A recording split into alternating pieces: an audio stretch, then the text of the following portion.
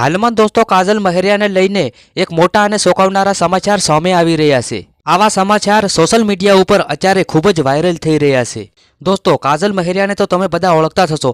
કાજલ મહેરિયા ગુજરાતના લોક ગાયક છે અને ગુજરાતમાં બહુ એમનું મોટું નામ છે અને ગમે ગમ એમના પ્રોગ્રામ થતા હોય છે દોસ્તો। અને તમને તો ખબર છે હમણાં થોડા દિવસો પહેલાં કાજલ મહેરિયાએ ઠાકોર સમાજમાં અલ્પેશ ઠાકોર નામના છોકરા સાથે પ્રેમ લગ્ન કરી લીધા હતા।